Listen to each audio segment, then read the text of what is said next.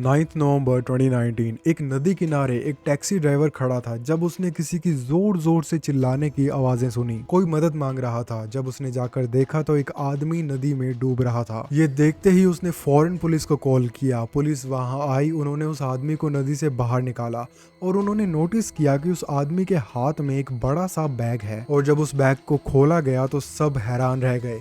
उस बैग के अंदर एक लड़की के 2 कटे हुए हाथ थे। ये केस है एक हिस्ट्री प्रोफेसर और उसके स्टूडेंट का, उन दोनों के बीच के रोमांटिक रिलेशनशिप का और उस प्रोफेसर के डेडली डिल्यूजन्स का। मेरा नाम है रायुकोल्ड और आज का केस है प्रोफेसर ओलेग सोकोलोव और उसकी स्टूडेंट एनास्टेशिया के बारे में।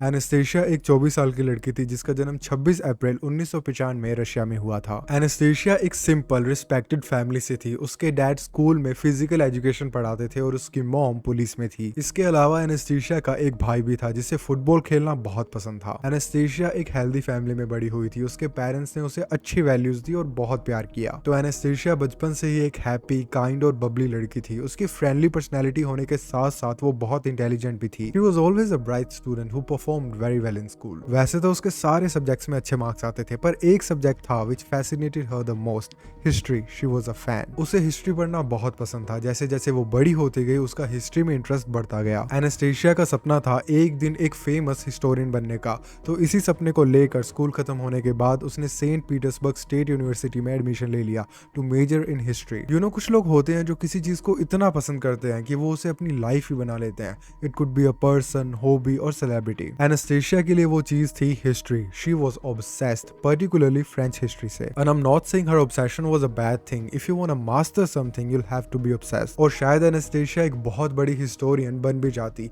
अगर एक दिन वो प्रोफेसर ओलेग सोकोलोव से ना मिलती। Oleg Sokolov was a 63 year old man. उसका जन्म 9 जुलाई 1956 सेंट पीटर्सबर्ग रशिया में हुआ था। 1979 में ओलेग ने फिजिक्स एंड इंजीनियरिंग में डिग्री हासिल की और 1984 में ही graduated from the department of modern and contemporary history. जी हाँ, एक इंजीनियर जिसे हिस्ट्री का कीड़ा लग गया। हमारे एनास्टेशिया की तरह ओलेग भी हिस्ट्री से ऑब्सेस्ड था, स्पेशली फ्रेंच हिस्ट्री। उसने कई बुक्स लिखी थी यूरोप की मिलिट्री हिस्ट्री पर और ईयर 2000 में वो सेंट पीटर्सबर्ग यूनिवर्सिटी में एक हिस्ट्री प्रोफेसर बन गए। पर ओलेग कोई आम प्रोफेसर नहीं थे। He was very famous and revered in the world of historical studies. जैसा कि मैंने पहले मेंशन किया, ओलेग फ्रेंच हिस्ट्री से बड़ा ऑब्सेस्ड था, पर्टिकुलरली नेपोलियन बोनापार्ट से। सच कहें तो वो नेपोलियन का सबसे बड़ा फैन था। कुछ स्टूडेंट्स ने तो ये भी बताया कि प्रोफेसर को ये लगता था कि वो अपने पिछले जन्म में नेपोलियन था। जिन व्यूअर्स को नहीं पता नेपोलियन के बारे में, तो नेपोलियन एक बहुत ही सक्सेसफुल फ्रेंच जनरल था और 1804 में he was also the emperor of France, self proclaimed I have heard. Oleg Napoleon और उस एरा से इतना ज्यादा ऑब्सेस्ड था कि वो पार्टीज और गेट टुगेदर्स होस्ट करता जिसमें लोग हिस्टोरिकल फिगर्स और उस समय के लोगों की तरह ड्रेस करते और ओलेग हमेशा नेपोलियन बनता। और सिर्फ ड्रेसअप से नहीं, वो उस समय की वॉर्स को भी रीएनेक्ट करता। वो बहुत सारे आर्टिफैक्ट्स और वेपन्स कलेक्ट करता अपने घर में रखने के लिए, प्लस उन वॉर्स में यूज करने के लिए एज प्रॉप्स। तो बेसिकली वो नेपोलियन का बहुत बड़ा फैन था, इतना बड़ा कि वो खुद को नेपोलियन ही समझता। वो स्टूडेंट्स को कहता कि वो उसे सायर करके एड्रेस करें एंड स्टूडेंट्स उसकी इतनी रिस्पेक्ट करते थे कि वो एक्चुअली उसे सायर कह के बुलाते। ओलेग वैसे तो एक रशियन प्रोफेसर था, पर उसे फ्रेंच हिस्ट्री का बड़ा ज्ञान था, जिसकी वजह से बड़ी बड़ी फ्रेंच यूनिवर्सिटीज उसे बुलाती स्पीचेस देने के लिए और उन्हें पढ़ाने के लिए। लाइक इमेजिन अगर कोई अमेरिकन इंडिया में आके हम इंडियंस को हमारी ही हिस्ट्री के बारे में पढ़ा रहा है। Like Oleg was that knowledgeable. Anyways, तो basically what I am saying is Oleg बहुत रिस्पेक्टेड था, बहुत फेमस था, उसके काफी कनेक्शंस थे। He had a lot of pull, जिसका मतलब है कि ओलेग चाहे कुछ भी करता, even if he did something horrible, उसे उसके रिपरकशंस फेस करने नहीं पड़ते। अभी तक मैंने आपको ओलेग की अचीवमेंट्स बताई है, उसकी हॉबीज बताई है, उसका नेपोलियन से ऑब्सेशन के बारे में बताया है। I mean honestly he sounds like a nice old man, but unfortunately the reality was far from it. एनास्टेशिया पहली लड़की, पहली स्टूडेंट नहीं थी जो अपने प्रोफेसर ओलेग के साथ रिलेशनशिप में आई। एक्चुअली ओलेग ये पहले भी बहुत बार कर चुका था। वो अपने स्टूडेंट्स को टारगेट करता, उन्हें स्पेशल ट्रीटमेंट देता, उन्हें वू करने की कोशिश करता। वो उन स्टूडेंट्स को एक्सक्लूसिव पार्टीज में इनवाइट करता और ऐसी ही एक पार्टी में उसने अपनी एक स्टूडेंट को फोर्सफुली किस करने की भी कोशिश की थी। और ऐसी हरकतें ओलेग कई बार करता। जैसा कि मैंने बताया, ओलेग बहुत पावरफुल था, तब उसकी बहुत बहुत रिस्पेक्ट करते थे, तो naturally students were kind of intimidated by him. और ओलेग को ये बात अच्छे से पता थी, तो वो इस चीज का फायदा उठाता। उसने कई बार अपनी स्टूडेंट्स के साथ सेक्सुअल रिलेशंस बनाने की कोशिश की थी and the girls were so scared they just give in. You know, काफी लड़कियों ने कई बार यूनिवर्सिटी में कंप्लेंट्स भी फाइल की प्रोफेसर ओलेग के खिलाफ। यूनिवर्सिटी ने उनकी कंप्लेंट्स सुनी तो सही, पर उन पर कोई भी एक्शन नहीं लिया गया। ओलेग कुछ स्टूडेंट्स के साथ प्रॉपर रिलेशनशिप्स में भी आया, पर वो रिलेशनशिप्स बहुत टॉक्सिक थी, बिल्कुल भी हेल्दी नहीं थी। वो बहुत अब्यूसिव था, मेंटली भी और फिजिकली भी। He was full of himself, he had a superiority syndrome. वो चाहता था कि उसका पार्टनर बिल्कुल वैसे रहे जैसे वो चाहे, बिल्कुल वो करे जो वो कहे। उसकी पार्टनर किससे मिल सकती है, किससे नहीं, वो कैसे कपड़े पहनेगी, सब वो डिसाइड करता। यू नो, एक लड़की ने तो पुलिस में भी कंप्लेन की थी कि ओलेग ने उसे फिजिकली अब्यूज किया है, बट अथॉरिटीज ने उसके अगेंस्ट कोई भी एक्शन नहीं लिया। He was just too powerful. अगर ऑफिसर्स उस समय उस प्रोफेसर को प्रोटेक्ट करने की जगह उस विक्टिम की बात सुनते और उस समय सही एक्शंस लिए जाते, तो आज एनास्टेशिया जिंदा होती। और इसी के साथ अब हम आते हैं ओलेग और एनास्टेशिया के रिलेशनशिप पर। आखिर उन दोनों के बीच में ऐसा क्या हुआ होगा कि एनास्टेशिया को इतनी ब्रूटल डेथ मिली। जैसा कि मैंने पहले मेंशन किया था, एनास्टेशिया वाज अ हिस्ट्री स्टूडेंट और अपने प्रोफेसर की तरह उसे भी फ्रेंच हिस्ट्री में बड़ा इंटरेस्ट था। तो ये चीज उन दोनों को एक दूसरे के काफी करीब ले आई। और ओलेग के बारे में तो हम जानते ही हैं, उसे अपनी फीमेल स्टूडेंट्स कुछ ज्यादा ही पसंद थी एंड उसे स्पेशली वो लड़कियां पसंद आती थी जो नेपोलियन की वाइफ की तरह दिखती थी, यू नो, क्योंकि वो खुद को नेपोलियन समझता था। And surprise surprise, Anastasia looked very much like Napoleon's wife. तो ओलेग के लिए वो परफेक्ट थी। तो उन दोनों ने डेट करना शुरू कर दिया। एनास्टेशिया की जो फैमिली थी उसे इस रिलेशनशिप से एतराज था, आई मीन ऑब्वियसली, क्योंकि ओलेग उससे लगभग 40 साल बड़ा था, शायद एनास्टेशिया के पापा से भी बड़ा। एनीवेज, तो कॉलेज से ग्रेजुएट होने के बाद ओलेग ने एनास्टेशिया को कहा कि वो उसके साथ उसके अपार्टमेंट में शिफ्ट हो जाए, और एनास्टेशिया ने हाँ कह दी। पर उसकी फैमिली, स्पेशली उसकी मॉम, नहीं चाहती थी कि उनकी बेटी ओलेग के साथ उसके घर में रहे। उन्हें इस बात का अंदाजा था कि ओलेग बहुत टॉक्सिक है और उनकी बेटी के लिए बिल्कुल भी ठीक नहीं है।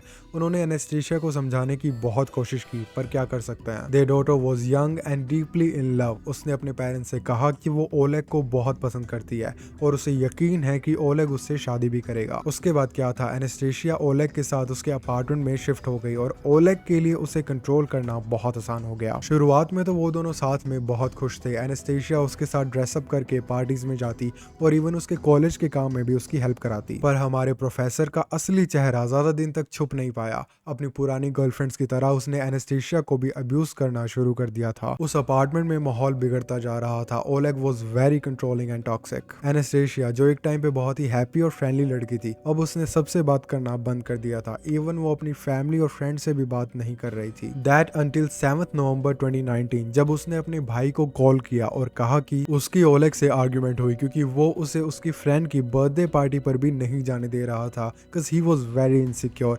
और उस आर्ग्यूमेंट के बीच में ओलेग ने उस पर हाथ भी उठाया। उस कॉल पर एनास्टेशिया बहुत दुखी लग रही थी। She clearly needed help. उसे कोई चाहिए था जो उसे ओलेग से दूर ले जाकर उसे सही एडवाइस दे, और उसके घर वाले यही करते। पर इस कॉल के बस कुछ ही देर बाद एनास्टेशिया ने दोबारा घर पे कॉल लगाया और कहा कि अब सब ठीक हो गया है, आप सबको फिक्र करने की कोई जरूरत नहीं। क्लियरली ये कॉल एनास्टेशिया ने अपने मन से नहीं की थी। ओलेग ने उसे मैनिपुलेट किया होगा, फोर्स किया होगा, ताकि उसके घर वाले इंटरफेयर ना करें। वो दोनों अभी भी आर्ग्यू कर रहे थे, उन दोनों की लड़ाई जारी थी। धीरे धीरे उन दोनों की आर्ग्यूमेंट बढ़ती गई और हालात इतने बिगड़ गए कि ओलेग ने गुस्से में आकर अपने दीवार पे लगी हुई शॉटगन उतारी और बेचारी एनास्टेशिया पे चला दी। जैसा कि मैंने पहले बताया, ओलेग आर्टिफैक्ट्स और वेपन्स कलेक्ट करता था। ही had a loaded shotgun on his wall. तो गुस्से में आकर उसने एनास्टेशिया पे शॉटगन फायर कर दी। पहले शॉट में एनास्टेशिया इंजर तो हुई पर मरी नहीं। तो ओलेग ने वो गन रीलोड की और एक बार फिर एनास्टेशिया पे चला दी। और यहाँ पर भी वो रुका नहीं, उसने टोटल 4 बार एनास्टेशिया को शूट किया था, तब तक जब तक वो मर नहीं गई। अगर उसने अचानक गुस्से में कंट्रोल खो दिया था तो श्योरली उसे एक शॉट के बाद रियलाइज हो जाना चाहिए था कि ये मैंने क्या कर दिया, and he should have stopped, but नहीं, उसने उस शॉटगन को 4 बार रीलोड किया। His intentions were clear as a day. Anastasia didn't deserve that and the audacity of Oleg, his mind was clearly rotted. उसने सोचा होगा कि I am Napoleon, she should respect me, how dare she go against my command. और हैरानी की बात तो ये है कि वो एनास्टेशिया के साथ बहुत लंबे समय से रिलेशनशिप में नहीं था। Their relationship wasn't that deep and he shot her. And उसकी ईगो सच में इतनी बड़ी थी कि उसे मारने के बाद भी उसे लगा कि वो बच जाएगा। तो एनास्टेशिया को मारने के बाद वो उसकी बॉडी को घसीट के एक रूम के अंदर ले गया, उसे बेड के नीचे रखा और रूम बंद कर दिया। इस पॉइंट पर कोई भी किलर ये सोचेगा कि जल्दी से जल्दी कैसे ना कैसे करके बॉडी को डिस्पोज किया जाए, राइट? पर शॉकिंगली ओलेग ने अगले ही दिन अपने अपार्टमेंट में एक पार्टी रखी और लोगों को इनवाइट किया। जहां एक तरफ उसके गेस्ट उसके अपार्टमेंट में एंजॉय कर रहे थे, वहीं बगल वाले रूम में बेचारी एनेस्थीसिया की डेड बॉडी सड़ रही थी और ओलेग के चेहरे पे बिल्कुल भी रिमोर्स नहीं था। ही लुक्ड कंप्लीटली नॉर्मल, जैसे कि कुछ हुआ ही नहीं। पार्टी खत्म होने के बाद रात को ओलेग ने एनेस्थीसिया की बॉडी को डिसमेंबर करना शुरू किया। सबसे पहले उसने एनेस्थीसिया की दोनों लातों को काटा और एक बैग में डालकर अपने अपार्टमेंट की सामने वाली रिवर में फेंक दिया। हम इस सीसीटीवी फुटेज में साफ देख सकते हैं कि ओलेग उस रिवर में अपने बैग को डिस्पोज कर रहा है। लेग्स के बाद उसने एनेस्थीसिया के टोर्सो को काटा और उसे भी बैग में डालकर उसने उसी नदी में फेंक दिया। लेग्स और टोर्सो के बाद अब बारी थी उसके हैंड्स की और फिर फाइनली उसके हेड की। और अगर वो सक्सेसफुली सारे बॉडी पार्ट्स को उस नदी में फेंक देता तो शायद वो कभी पकड़ा ना जाता, पर लकीली उसके हाथों को डिस्पोज करते समय वो खुद ही नदी में गिर गया। अपेरेंटली वो ड्रंक था और उसका पैर फिसल गया। नदी में गिरते ही ओलेग जोर जोर से मदद के लिए चिल्लाने लगा एंड उसके पास एक टैक्सी ड्राइवर खड़ा था जिसने उसकी पुकार सुन ली। ओलेग ने उस ड्राइवर से कहा कि वो प्लीज पुलिस को ना बुलाए और खुद ही उसे उस नदी से निकाले, but it was not possible क्योंकि सर्दियों का टाइम था, नदी बहुत ठंडी थी। तो उसके ना चाहते हुए भी उस ड्राइवर ने पुलिस को कॉल कर दिया और अथॉरिटीज ने जल्दी से ओलेग को नदी से बाहर निकाला और उसे ट्रीट करने लगे। उन्होंने नोटिस किया कि ओलेग के हाथ में एक बड़ा सा बैग है और जब उन्होंने उस बैग को खोला तो उसमें उन्हें एनेस्थीसिया के कटे हुए हाथ मिले। They were horrified। किसने सोचा था कि वो एक आदमी की जान बचाने आएंगे और एक्सीडेंटली एक मर्डर सॉल्व कर देंगे जो अभी तक किसी को पता भी नहीं था कि हुआ है। पुलिस ने ओलेग को कस्टडी में ले लिया और उसका अपार्टमेंट चेक करने पर उन्हें वहां एनेस्थीसिया का डिकैपिटेटेड हेड भी मिला और पूरे 2 दिन तक उस नदी में ढूंढने के बाद उन्हें एनेस्थीसिया के बाकी बॉडी पार्ट्स भी मिल गए। फोरेंसिक रिपोर्ट्स में यह भी सामने आया कि गन शॉट से पहले एनेस्थीसिया का गला दबाकर भी उसे मारने की कोशिश की गई थी, जिससे उसकी हायोइड बोन्स में फ्रैक्चर्स आ गए थे, पर उसकी मौत तो गनशॉट की वजह से ही हुई थी, जिसमें से एक बुलेट सीधा एनेस्थीसिया के आंख में लगी थी। It's so disturbing to imagine. Arrest होते ही ओलेग ने ये कन्फेस कर लिया कि हाँ, ये मर्डर उसी ने ही किया है और अपने कन्फेशन में उसने कुछ इंटरेस्टिंग चीजें भी बताई। उसने बताया कि उस दिन उन दोनों की आर्ग्यूमेंट हो रही थी और एनेस्थीसिया ने उसके बच्चों के बारे में कुछ बोला। जी हाँ, it comes as a shock कि ओलेग एक्चुअली में ऑलरेडी मैरिड था और उसके बच्चे भी थे। अपेरेंटली वो ये बात अपनी गर्लफ्रेंड से छुपाता था और इसी वजह से उसका एक पुराना ब्रेकअप भी हुआ था। एनीवेज, तो ओलेग ने कहा कि उन दोनों की आर्ग्यूमेंट काफी ज्यादा बढ़ गई और एनेस्थीसिया को इतना गुस्सा आ गया कि वो एक चाकू लेकर ओलेग को मारने भागी और तब सेल्फ डिफेंस में खुद को बचाने के लिए उसने एनेस्थीसिया पे शॉटगन चलाई। नाउ पर्सनली मुझे ये सेल्फ डिफेंस वाली स्टोरी बकवास लगती है। एनेस्थीसिया के बारे में जितना हम जानते हैं, जितना लोगों ने बताया है, उसके फ्रेंड्स ने बताया है, एनेस्थीसिया उस तरह की लड़की थी ही नहीं जो ऐसा कदम उठाएगी। ये सेल्फ डिफेंस तो बस एक बहाना था ताकि ओलेग बच सके। कोर्ट ट्रायल के दौरान एक टेप रिकॉर्डिंग भी पब्लिश की गई थी जो ओलेग ने रिकॉर्ड की थी, जिसके अंदर उसकी और एनेस्थीसिया की लड़ाई हो रही थी। उस लड़ाई से ये पता चल रहा था कि एनेस्थीसिया बहुत स्ट्रेस थी। ओलेग ने ये भी बताया कि अगर वो ये मर्डर करने के बाद पकड़ा नहीं जाता तो उसने प्लान किया था कि वो नेपोलियन के कपड़े पहनकर पीटर एंड पॉल फोर्ट्रेस के अंदर जाता और सबके सामने खुद की ले लेता। और उसने कहा कि ऐसा वो इसलिए करता क्योंकि उसे बहुत गिल्ट हो रहा था। दिसंबर 2020 में ओलेग का कोर्ट ट्रायल शुरू हुआ जहां उसे एक ग्लास वॉल के पीछे रखा गया। उसे पैसों की तो कोई कमी थी नहीं, तो उसने बेस्ट लॉयर्स हायर किए और अपनी स्टेटमेंट के ऊपर अड़ा रहा कि एनेस्थीसिया ने उस पर अटैक किया था। ओलेग के लॉयर्स ने अपनी पूरी कोशिश की कि वो उसे कम से कम जेल टाइम दिलाएं। उनकी अपील थी 8 साल, बट अल्टीमेटली ओलेग को 12.5 साल का प्रिजन टाइम मिला। सिर्फ 12.5 साल अपनी गर्लफ्रेंड को मारकर, उसे काट कर, उसकी बॉडी को नदी में फेंक देने के लिए सिर्फ 12.5 साल। और अगर वो सच में अपनी जान देने वाला था तो उसने एनेस्थीसिया की डेड बॉडी को अकेला क्यों नहीं छोड़ा? वो उसकी बॉडी को फ्रीज कर सकता था ताकि उस बेचारी को एक प्रॉपर फ्यूनरल मिल जाता, पर नहीं, he tried to get rid of the evidence. Oleg के कोर्ट ट्रायल के बाद काफी सारी लड़कियां आगे आई और उन्होंने भी बताया कि कैसे ओलेग ने उन्हें भी अब्यूज किया था, बट अनफॉर्चुनेटली इतने सारे एक्यूजेशंस के बाद भी ओलेग के खिलाफ कोई एक्शन नहीं लिया गया। ट्रायल के दौरान जो इन्वेस्टिगेटर्स थे वो ओलेग को वापस उसके फ्लैट में लेकर गए थे ताकि वो रीइनेक्ट करके दिखा सके कि वहां एग्जैक्टली क्या हुआ था। एंड उसके लॉयर्स ने बताया कि ओलेग ने उस फ्लैट में खुद की लेने की कोशिश की थी, पर उन इन्वेस्टिगेटर्स ने उसे रोक लिया। Maybe he was fearing his fate in court. अब इस केस की सबसे सैड बात यह है कि ओलेग अपने क्राइम के लिए प्रिजन में तो था, पर वो बहुत ही कंफर्टेबली जी रहा था। As I mention before, Oleg was rich and उसके काफी अच्छे कनेक्शंस थे, तो वो एक ऐसे सेल में रह रहा था जहाँ सारी फैसिलिटीज थी, पढ़ने के लिए लाइब्रेरी, देखने के लिए टेलीविजन, एक कैंटीन जहाँ पर फ्रिज भी था, और एक गेम रूम जहाँ पर वो स्नूकर और दूसरे गेम्स खेल सकता था। It was joke of a prison. अगर आपको मेरी नरेशन पसंद आई हो तो प्लीज़ मुझे इंस्टा पे फॉलो ज़रूर कर लेना, इस वीडियो को लाइक एंड शेयर ज़रूर करना और इस चैनल को सब्सक्राइब कर देना। मैं आपसे मिलता हूँ अगली बार एक नए केस के साथ।